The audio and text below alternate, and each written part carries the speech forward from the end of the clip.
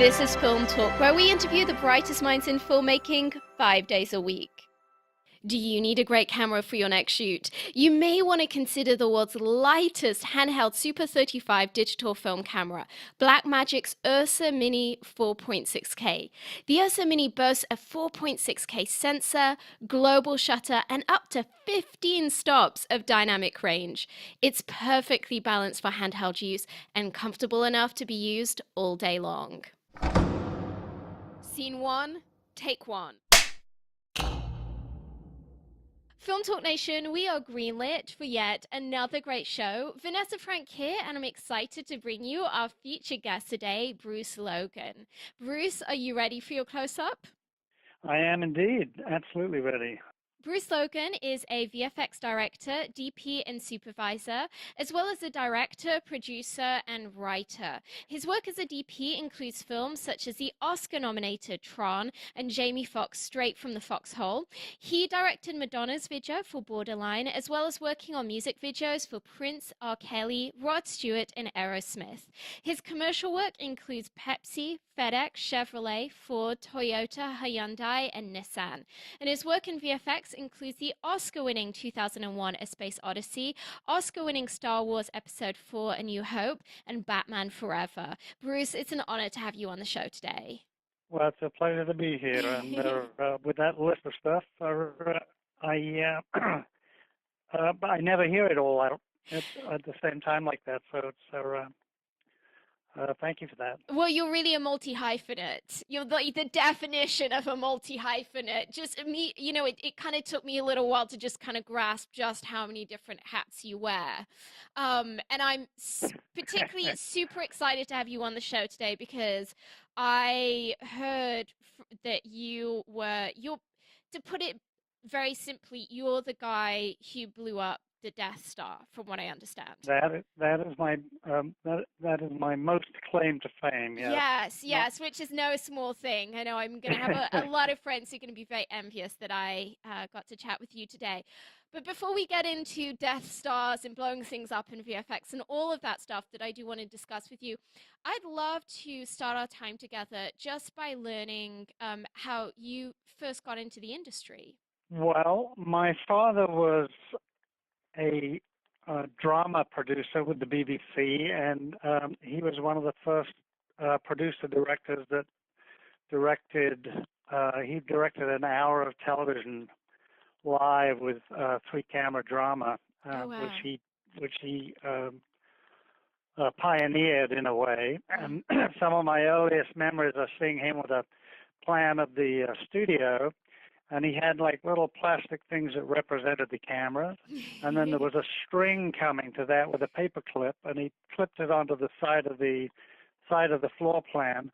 And his job was to block this show, this 1 hour drama without any of the cameras crossing over the strings, because back in the day, the cameras couldn't run over the cables that were attached to them. So, with that, it's really always been in my blood. But I came to kind of from a different direction. That I was a huge fan of animation, and my first forays into the film business were really teaching myself how to animate. So while the other kids are at the beach, I'm sitting up in my attic, flicking through cells, and I did that for a couple of years, and then my father bought me a 9.5 millimeter camera, which was capable of shooting single frame, so you could shoot one frame at a time with this movie camera.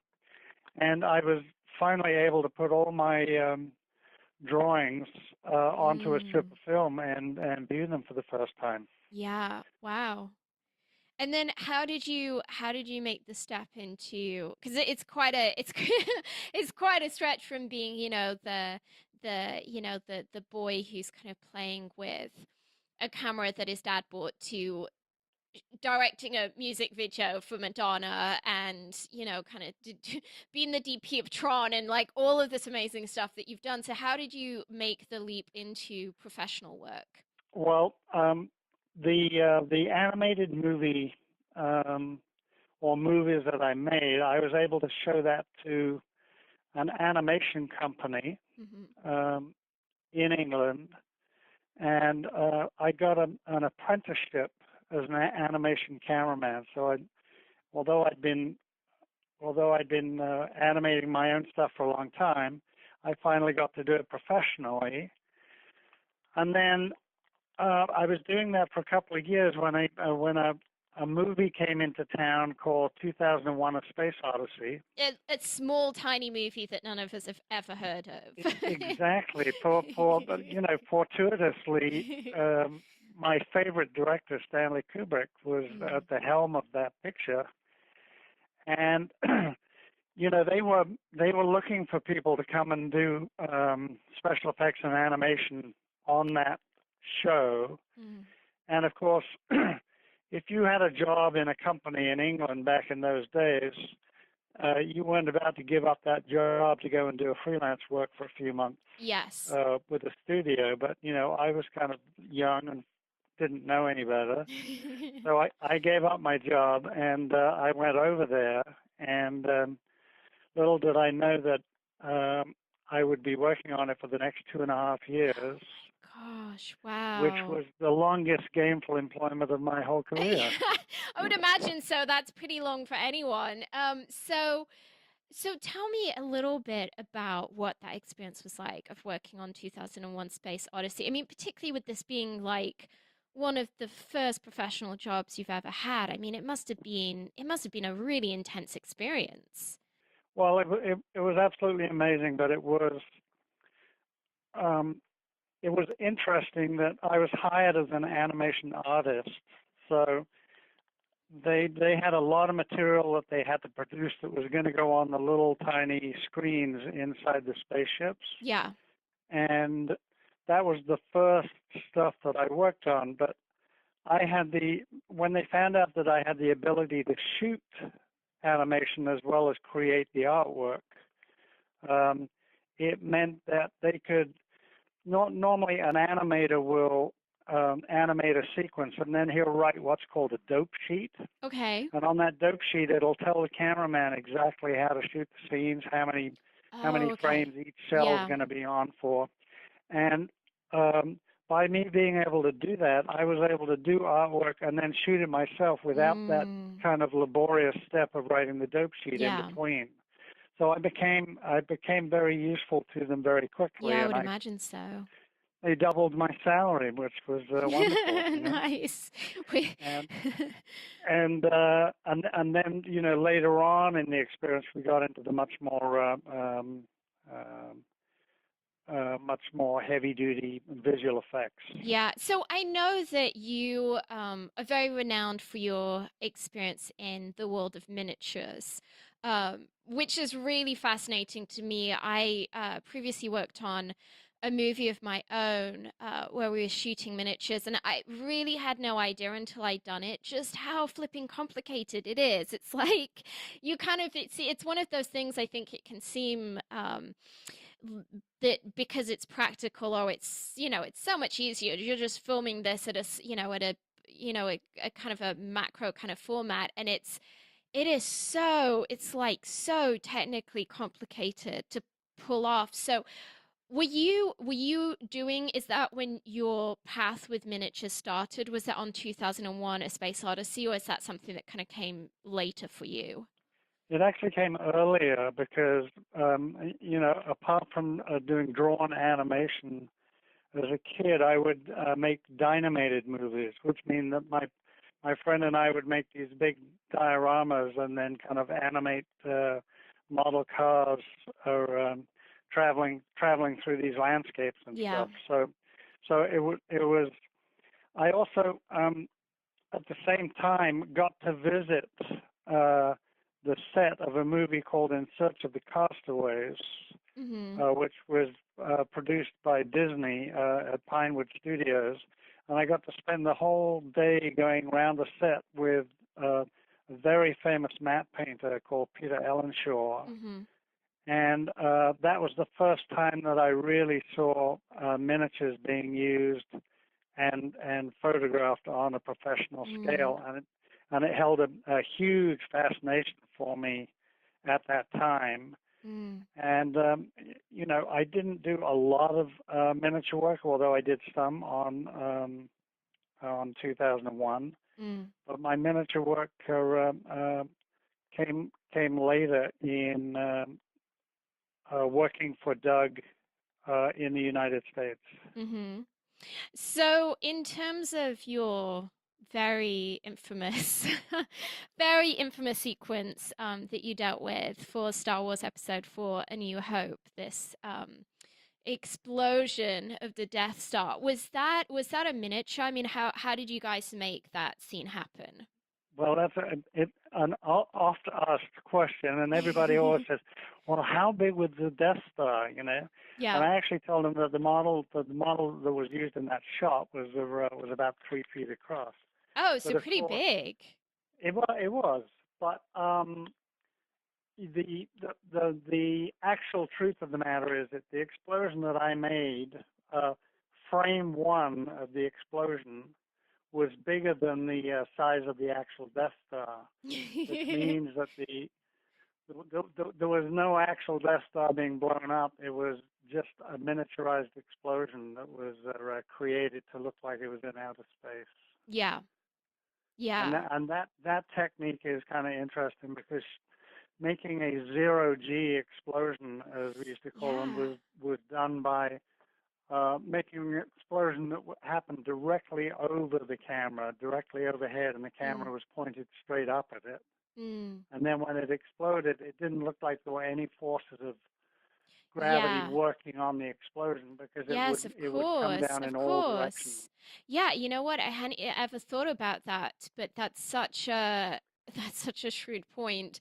And in terms of shooting a sequence like that, I mean, how big of a task was it to put that infamous scene together? Well, it started on a very small scale. Hmm. Um, I would say that my involvement on Star Wars was probably like 6 to 8 weeks long, Yeah. and it started very in a very strange way because um, when George Lucas got back from England from shooting the live action, the the effects had not progressed much as he saw it, and the reason was because the signature visual effects for that movie was really the motion control, which created the miniatures would actually move during the exposure, which Yeah. gave them motion blur, and that's what created the reality of those sequences. But that whole system took a lot of R&D. So when George got back, he didn't see any film that he wanted Mm. to see, even though all this very technical work had gone on. Yeah. So he hired me to. He had this harebrained scheme of putting guys in black velvet suits and getting the models on long black rods and like flying and puppeting them in front of the camera. Yeah. Well, of course, that didn't work out too well, but so my unit, my little splinter effects unit, became responsible for doing most of the pyrotechnic work on Mm. the movie. Yeah. Wow. So And, when, and, and sorry. yeah, go ahead. I was going to ask, so when you're working with infamous visionaries like George Lucas or Stanley Kubrick, men that really have such a strong and compelling vision for what they're doing, how have you what have you found to be the best means creatively to make them satisfied that you're carrying out their vision, but at the same time, presumably, you're adding to it, you're bringing your own flavor. How have you managed that interpersonally when working with these very very strong and charismatic leaders such as Kubrick or Lucas? Well, I think if I had to do it now, I would have a nervous breakdown. But I was so young and didn't know any better, Yeah. um, I was somehow just able to take my own instincts and add to what they were doing. George was brilliant. He showed us what I had never seen before, which was a rip-o-matic. And a rip-o-matic's where you take parts of different movies and you build a sequence that you're going to use in your movie out of these. Yes. So the battle scenes in Star Wars. It wasn't Episode 4 in those days. It was just Star Wars. Yes, it was just Star Wars. was actually cut from footage from the Dam Busters Oh, and really? Tora Tora Wow. Tora and 60 Seconds Over Tokyo, No and way. he cut this little rip-o-matic together, Mm. and he said this is what it's going to be, and Yeah. it was such a graphic and innovative way to create a sequence. But it was, it's now that whole process has now been replaced by a whole department called previs, Yes, yes. which is done for every effects movie now. But back Mm. then, it was amazing because you knew that you had a shot that was going to be 17 frames long, and the ship Yeah. was going from left to right, and they're Mm. rolling over and diving down towards the bottom of the screen. Mm. And so um, you knew exactly what was required and what needed to be shot. So I just kind of did my work the best I could, Mm. and just really enjoyed the process of watching these Yeah. masters do their thing. Yeah. Yeah, because I mean, there's so many people that you've worked with during your career, like Madonna and Prince and R. Kelly, that, these are guys that have a very strong personal vision of what they're looking to create. And I think it can be a real challenge for a creative to figure out how do I fit into that vision while at the same time bringing enough of my own value to make my presence worthwhile to that artist. And I think that creatively it can be a very difficult balance to strike. I think it is, but I think it all comes from like personal relationships and respect. Yeah. And I would always um, treat those people as if they were a friend that I was introduced to at a party, and Yes. just try and be very real, Mm. not really not not really bragging past my pay grade, that I Yeah. could do this or do that, but just bringing what I knew to the party. Mm. Absolutely. Absolutely. In terms of where the VFX side of the industry is now, you've had several decades of experience of seeing literally both the technology and the industry itself go through massive evolutions. And I know that there's been a lot of talk about just some of the crisis that many of the big VFX houses are in, and how, as an industry, we may really need to change and adapt if we don't want to, if we want to keep up this pace of increasingly having movies that are VFX heavy and relying on VFX artists, but at the same time we're burning these guys out and we're putting them in a position where they're having to call in bankruptcy. What are your thoughts on that whole thing? Are you fairly optimistic for the VFX side of the industry, or do you really think that it's an industry in crisis? Well, for me, visual effects have always been a means to an end. They're a way to tell a story. They're a way to immerse an audience Yeah. in a world, that can't really be created any other way. And if it is, it would be way too expensive. But the problem with VFX has been this race to the bottom, in Mm. terms of our price. You see a Yeah. VFX movie these days, and you see all the vendors Mm. all on the credits, and they just go on I know. forever. And it's like the way the business works. Yeah, we're going to bid on these 20 shots, with this particular house, Mm. and it's all just governed by the bottom line. It is. And we've got Moore's law going here, which means that things are getting cheaper and cheaper and less expensive. But there's that thing called talent and manpower that that is really suffering in this Yeah. process. Yeah. Because that is immutable. That doesn't change. Yeah. But it's being dragged down. So I think it's a very sad state of affairs. It I is. mean, the good news is that anything a director can create in his mind can be made, Yeah. and I would hesitate to say, but it could be made at almost any price. Yeah. Depending on depending on obviously the scale and the quality of it, but Mm. um, I think effects find themselves in a very strange place in the business at the Yeah. moment. I absolutely concur. Bruce, as someone who has really defied the odds many times over creatively and who has successfully worked in numerous areas of the industry, I would love to know what you feel is the biggest challenge you've encountered so far in your career, and what did you do to turn that situation around?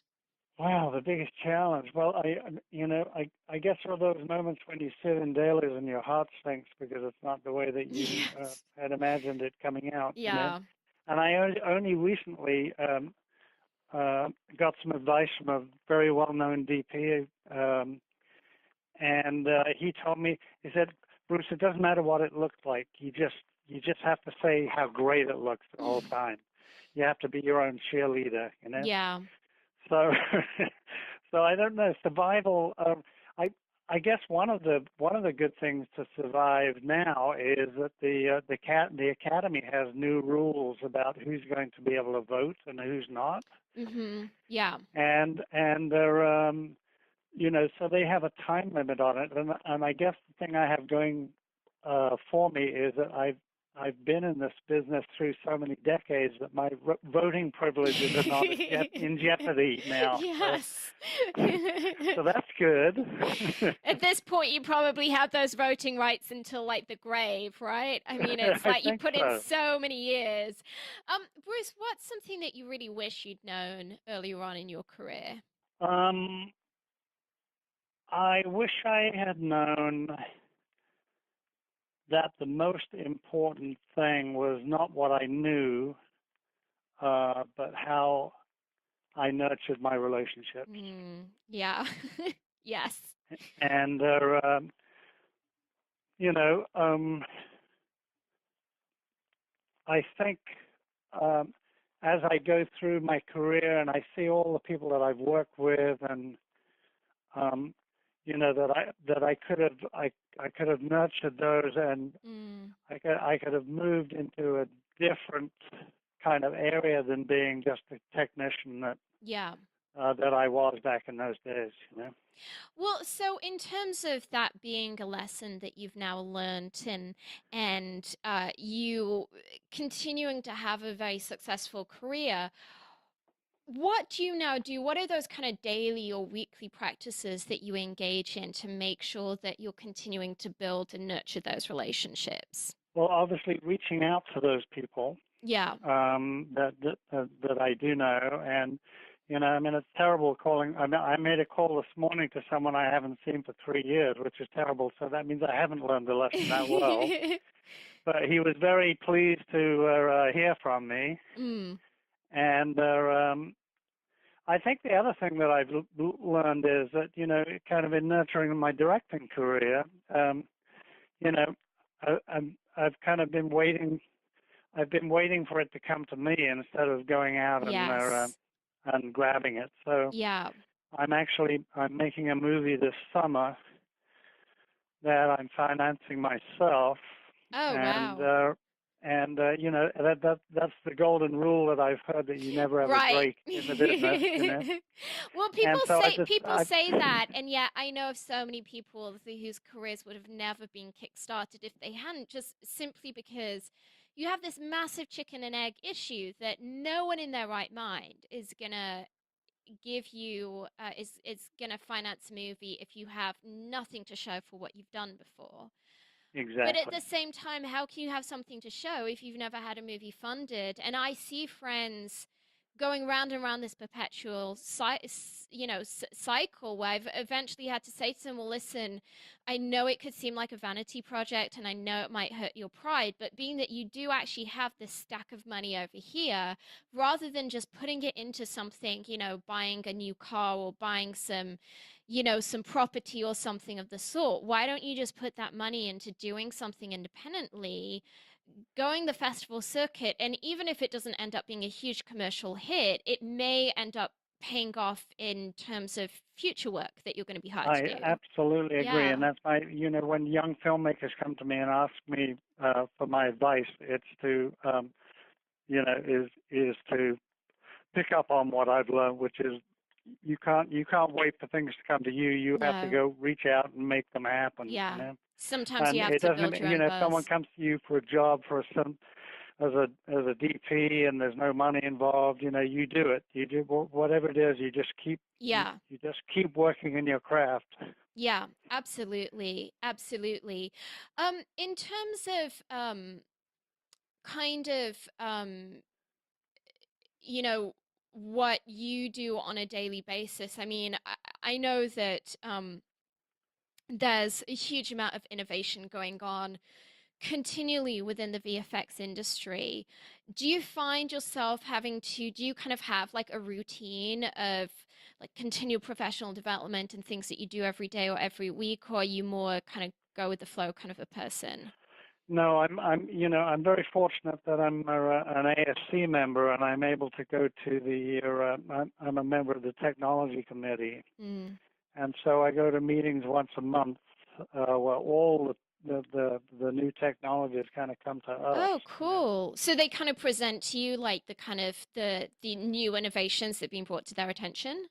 Exactly. All the new Wow. cameras, all the new laser projectors, all the new HDR viewing That's devices. really cool. So for young filmmakers who may want to benefit from those meetings and be a part of them, how can they get involved in those events?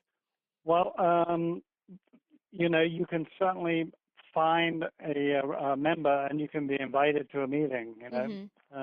So And that these meetings are in they're not LA. they're not closed meetings, but they are in LA. Hmm. But there are also ways to visit them by Skype, Oh, um, cool.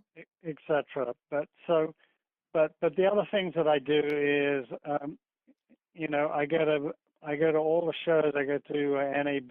I go to Cinegear, and that's really a week for me where I just sit down and I go to the Adobe booth and I sit down and I watch all their softwares getting Yeah.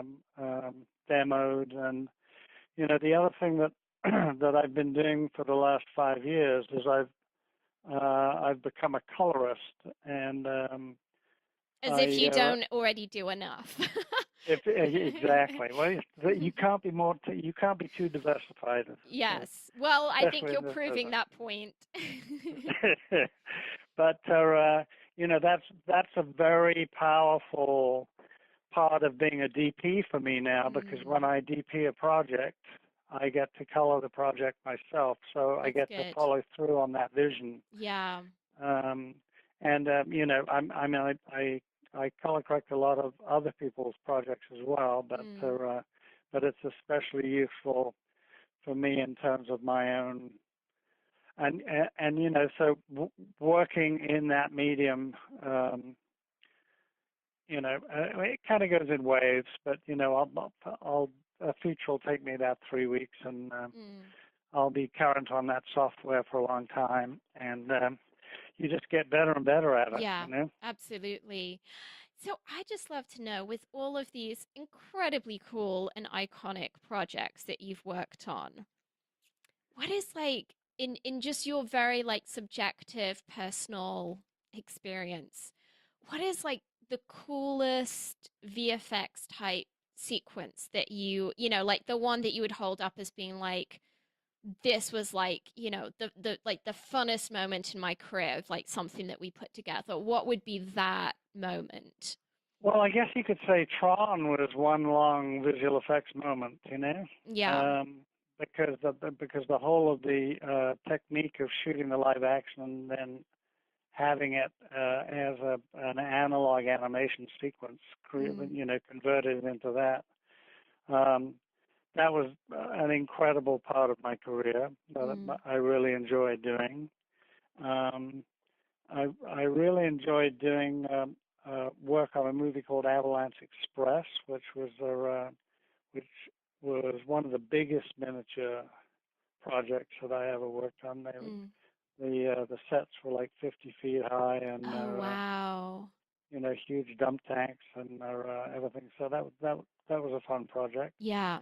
Blowing up the Death Star is very short. So also the work that I did in Firefox uh, was really great. Now I wasn't really involved in the miniatures, but I Mm, shot all the material of Clint Eastwood inside the cockpit, mm, and it was doing process photography, which has really kind of died out now mm. because it's a lot cheaper to have some uh, some Asians working in a room, like Yes. you're 10,000 miles away, Yeah. um, doing something that, takes a little bit of extra time when we do it on stage. But Yeah. I really like the interactivity of doing something on stage. And when you're looking through the viewfinder and what you see is what you get, Mm, I think that's amazing. yeah, absolutely. So I'm sorry that doesn't happen more. Yeah, no, I think that as much as we're gaining within the industry, we're losing some really important things as well. Um, Bruce, as someone who has just been involved in the industry at a really high level for now such a number of decades, I'd love to know what you feel is the most important thing for our listeners to understand right now about the evolution of the film industry. Well, um, I think that the thing that the industry is really grappling with uh, now is the digital revolution, Mm, and the technology for making movies really was unchanged for about 100 years. Um, the 35 millimeter film standard, I think it's been around since I don't know, like the early 1910 or something. yeah. And then suddenly everything is changing. So what's happening now is that manufacturers are driving uh, technology. So you've got all these manufacturers now like trying to produce high dynamic range televisions, Mm, and there are no standards. yeah. So technically, the, the standards haven't been dealt with, and that's what we try and deal with at the AFC, is trying to come up with some of those standards Yes. and Yeah. and kind of put them on the industry. But as far as the industry creatively, storytelling hasn't changed much in the last 6,000 years. No. Right. We And just have better toys to do it with. and that's a really good thing. But Yeah. the other problem is that because you can't get anything made unless it's a tent pole or it's based on Yeah. a previous intellectual property, or it's a sequel. Mm. Those are the only three kind of studio movies that get made. Well, you know what I'm concerned about right now is I'm suddenly realizing, and maybe everyone else realized this 6 months ago, but it's only dawned on me recently. Oh my gosh, like the next thing now is these crossover movies. It's like Batman versus Superman, and I heard the new Men in Black movie is going to be a crossover with I guess 23 Jump Street is going to be now, and I'm just going, I honestly, like, I've been very honest in the past. I'm not a consumer of superhero movies, and I think it's great that the industry is diverse enough to where everyone's taste can be catered for, but it's just not what I personally go in and spend my money on. And the thought of it now being, everyone for so long has been bemoaning, oh my gosh, like, can we please, kind of get into a season where it's something else than, 25 superhero movies coming out every month. And now it's like, I'm just going, oh my gosh, it's like now it's going to be, if it's not a superhero movie and it's a crossover, then we're not doing it. I mean, it's just, yeah, it's I know it's frustrating. but the upside of this is internet streaming. Yes, With yes, Netflix and Amazon and yes. Showtime and you know and I find that it never ceases to amaze me how I can tune into one of those things and hit a series and they're on season 5 of Yeah, something and yeah. you can binge watch it for 100 you know hours. exactly and your whole weekend goes away Yeah, but that the ability to make a feature film and not have all the inherent print and advertising cost of that movie, yeah. just to be able to put it up in that venue, Mm. I think does a really great service for independent movie Yeah, it making. does. I feel like a lot of the more intellectually stimulating content is definitely going to television and to VOD because it really is. I mean, I just feel that so much of the content now that's going into our multiplexes is it feels like most of it's owned by Marvel. Right, um, it is. so It for is. better or for worse. So anyway, well, Bruce, we're about to enter our final act in which we're going to be getting some of your top recommendations. But before we do so, let's take a brief moment to thank our sponsors. When you're putting together that masterpiece movie, the coloring is a major creative decision. It can make the difference between whether the audience interprets your story as warm, cold, dark, or light, and it can help define the genre of the film. Here's a quick tip. Horror movies tend to have blue tones, romantic comedies tend to have warm tones, apocalyptic movies tend to be grey and washed out, movies in which reality is off kilter tend to have green tones, and action movies tend to feature a lot of teal and orange, particularly in their artwork. The Emmy Award winning Da Vinci Resolve from Blackmagic will help you get that perfect color for your next production. The Da Vinci Resolve 12 combines professional non-linear video editing with the world's most advanced color corrector, so you can now edit, color correct, finish, and deliver all from one system. The DaVinci Resolve is completely scalable and resolution independent, so it can be used on set, in a small studio, or integrated into the largest Hollywood production pipeline. From creative editing and multi-camera television production to high-end finishing and color correction, only DaVinci Resolve features the creative tools, compatibility, speed, and legendary image quality that you need to manage your entire workflow, which is why it is the #1 solution used on Hollywood feature films. Bruce, welcome to the final act where you'll be sharing incredible resources and mind blowing answers. Are you ready? Sure. Bruce, in all of your years of experience of being in the film industry, I would love to know what is the best piece of advice you've ever received? Well, um, I think the best advice that I got was from an optical printer operator that was working um, in the optical printer room at MGM while I was making 2001, Mm-hmm.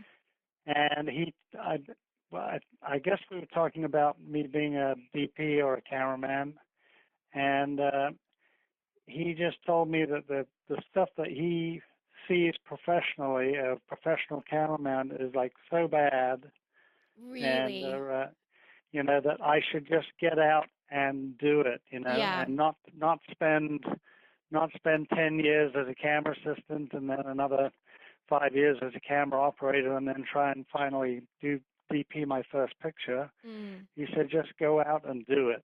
Yeah. Yeah.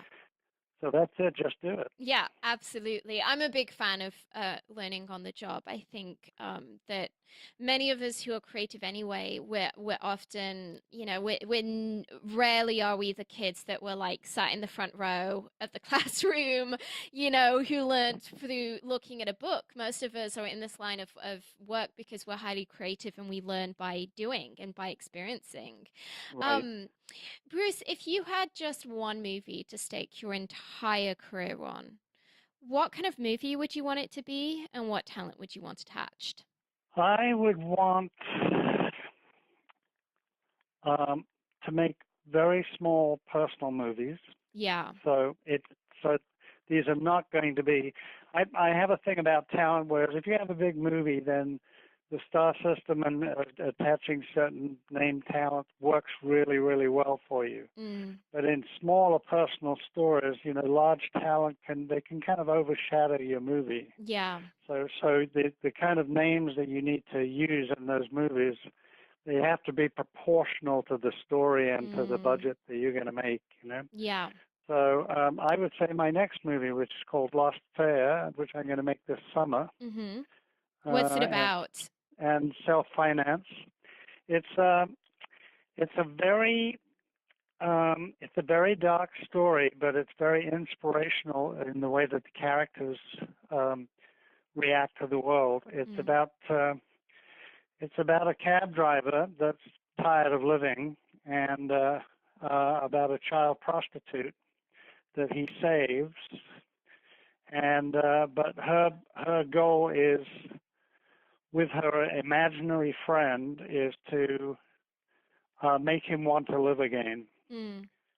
And she succeeds, but unfortunately, he dies saving her. Oh, wow. And so are you going to be drawing on your VFX experience for this movie, or is it Not, just not in any. Well, actually, that's not true.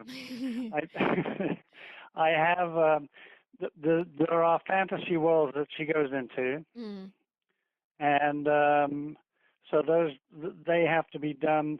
It's a hyper real movie. So yes. when you go into those sequences, they have to be very carefully done. I mean, if they were hokey in any way, Yeah, so it they have becomes to have a comedic. real kind of Yeah. photorealism to them. Mm, yeah. And so what's your plan with this movie? Is it to kind of do the festival circuit, or what's your goal? Yes, it's a festival movie. Yeah, it sounds like it. Hopefully film markets as well as the Yeah. festivals. Yeah. So, but it's to make a story that I'm really passionate about, Mm, and whose characters I love, and really that's the end game.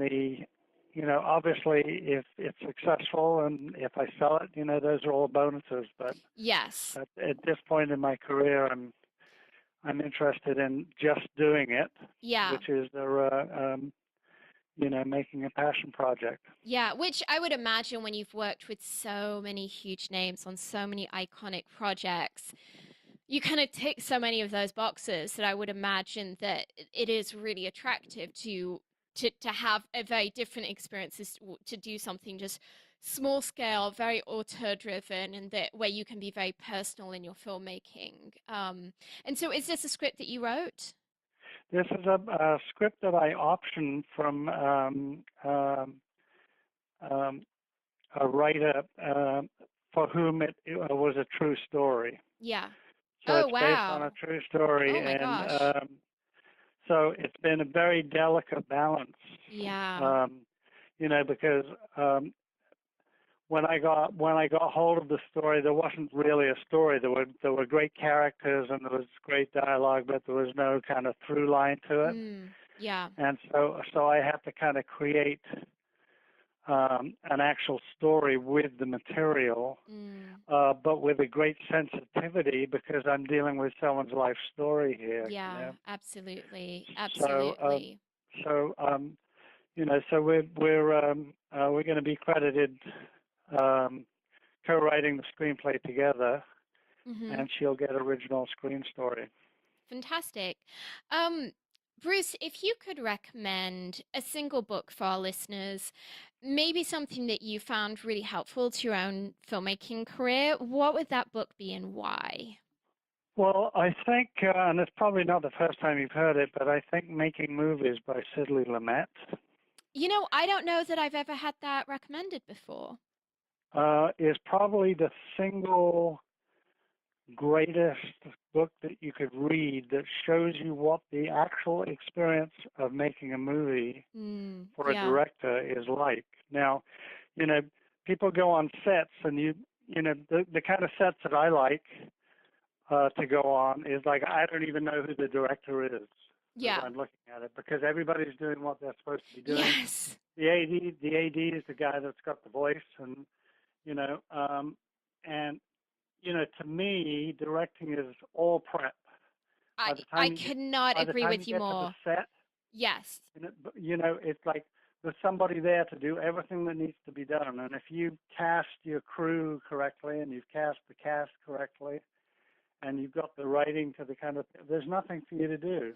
Bruce, I so thoroughly agree with you. I've had this conversation recently with producers where I've been saying to them, listen, like, I want more prep time. And I think it's easy for producers to think, even on a movie where you know that there's going to be a lot of VFX, there's a lot of stuff where you need to be like 6 steps ahead of everyone else before you can even prep with them. um it's amazing to me how much there's this thought of, oh, a couple months prep time will be fine. And it's, to me, it's that question of, well, do you want like a Hallmark standard movie, or do you want something that has potential to be iconic and to be award winning?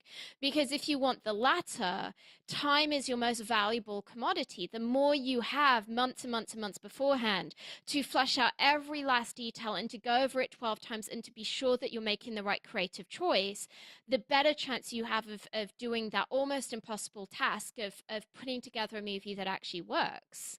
Absolutely, Yeah. absolutely agreed. And then the dichotomy there is the fact that when you get there, that whole plan may have to go out the window, Yes. and the filmmaking process takes over, Yeah. and the movie becomes more than the sum of its parts, and Absolutely. it takes on its own life, and you have to be ready to accept that, Yeah, you do. and But I know think I when to and when not to, Yeah, I think though that when you know your plan inside out, then you can improvise, then you can make changes. The problem is Exactly. when you don't know your plan and then you're thrown a curveball and you have 6 different departments coming up to you asking for decisions and you don't even know what the terrain is. That leads to a mess. That leads to lost money. And I really, it's something I feel very passionately about, that I would love to see more producers get a better handle on the fact that the cheapest money they'll ever spend is going to be on development and pre-production. That Absolutely. if you have too short of a preparation time, you end up paying the price for that in post-production or in sales, because if you don't fix it in post, then you just end up with something that's impaired. Yes. And that goes back to the Sidley Lumet book, which is that when Yeah. you know I defy anybody to go onto a set and watch the director work and really know what's in the director's mind and how he's directing that movie, Mm. because none of it is on the surface. Yeah. None of it is that he might talk to an actor and you go, oh, that's interesting, but the depth of what he knows about his project and the Mm. prep that he's done, Yeah. is so deep that you can't begin to imagine what that experience Yeah. is. And Sidley Lumet lays this out Mm. in this book just to an incredible extent. Wonderful. Bruce, if you could recommend a movie to our listeners, maybe something that you, from your professional background, just find is really iconic or has really spoken to you as a filmmaker, what would that movie be and why? I think it would be Lawrence of Arabia, Yeah. um, which to me it kind of hits all the buttons um, Yeah. of Plato's thing, which is it's got to be a spectacle, it's got to be a story, it's got to be character, to me it's not, the visuals are marvelous and the performances are marvelous, but what is incredible to me is Bolt's script for that movie, and it's just the whole, and mainly the first half of the movie for me, but the whole situation where he imposes his will on the desert and rescues this man, and is then forced to take the life of that man to keep to keep everything on the rails. It's just a brilliant piece of writing to me. Yeah, it really is. Well, Bruce, I would imagine, well, I know that with everything you do in VFX, that you are a very, very, very tech savvy guy. If you could recommend a website or an app for our listeners, maybe something that you feel would be really helpful to them in their filmmaking career, what would that resource be and why? Not very well prepped for this question. Read my blog on zacuto.com. So wait, what's the address of your blog? It's zacuto.com. Can you spell that out? Yes, ZACUTO. Okay, fantastic. Zacuto.com. Yeah. And just go to blog, and I write something there every 2 weeks. Fantastic. Great. Well, we will definitely add a link to that in the show notes. Well, Bruce, it's time for the martini shot. What parting piece of guidance do you want to share with us? Well, apart from the just do it, and to reprise the thing that it's all about relationships, Yes. I took my daughter into a guitar store when she was buying her first guitar, and the guy that was selling her the guitar was a studio musician, and his advice to her was, there are a lot of great guitar players, but there aren't a lot of great guitar players that people want to be with. Yes. Oh my gosh, isn't that the truth? So be someone that you're fun to be with. Yes, I thoroughly agree. Well, that's a wrap, Film Talk Nation. In this industry, you're only as good as the people you know. And today you've been hanging out with Bruce Logan and myself. If you want to go the extra mile, head over to filmtalkpodcast.com and type Bruce Logan into the search bar. The show notes from today's show will appear along with everything we discuss, like Bruce's recommended book and movie. Bruce, we appreciate you sharing your priceless insight with us today. Film Talk Nation thanks you, and we'll see you on the red carpet. I really appreciate it.